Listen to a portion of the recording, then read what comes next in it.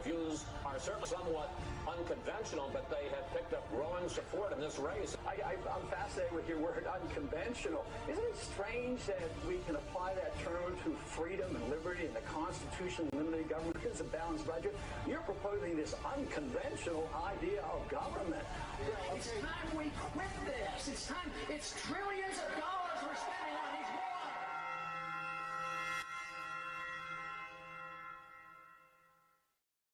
Another question. Mr. Paul, why is the media ignoring you to the extent to not mention you at number 2 in the poll?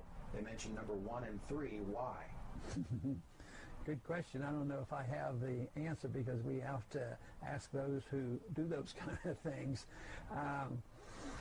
I believe personally that I am gaining recognition in the campaign. It's a threat to a lot of people. It's a threat to the military-industrial complex. It's a threat to the bankers, the big corporations who get all the benefit. It's a threat to the people who preach that we have to be in the world and be in all these countries. So I think it's big banks, big money, big corporations, and the people who want to be the warmongers. If our views, keep growing in popularity as they are, it's a real threat to the establishment. So the establishment is well protected in many of those individuals that control the 5 major networks. Well, it seems the mass media has officially given up on one Republican presidential candidate, Ron Paul, who has consistently attracted a very passionate and dedicated following, reportedly has had only one embedded reporter throughout the entire campaign. And now he apparently has none because MSNBC pulled the sole embed off the bus. And this proves that for mainstream reporters, Ron Paul just isn't worth their time. Now, when you see video of Paul, he usually is swarmed with a very energized fan base, yet he hasn't won a single caucus yet. And this has the candidate raising suspicion. Because sometimes we get thousands of people like this, and we'll take them to the polling booth, and we won't win the caucus. So, a lot of our supporters are very suspicious about it. But the straw votes have been very confusing. I mean, you've probably read in the paper about what happened up in Maine. I mean, there's just a lot of confusion. They said, well, let's have a recount. They said, well, we can't have a recount.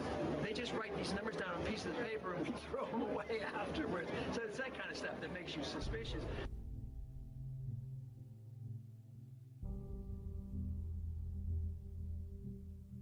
Tonight, Maine's Republican Party announced Mitt Romney as the winner of their caucuses. That winner is Mitt Romney.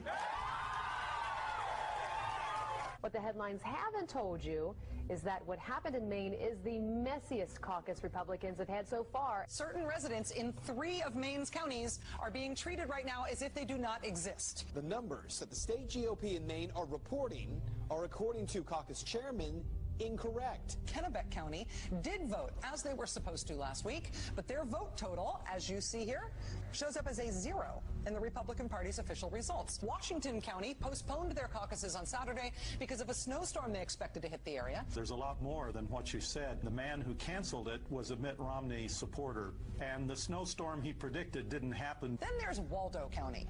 Even though nearly all Waldo County towns held caucuses on February 4th, here's how most of Waldo County's votes look in the official Republican Party's results list. 0 votes. Waldo County, where voters from 18 towns gathered for municipal caucuses. I talked with Matt McDonald, a pastor of a small community church in Belfast.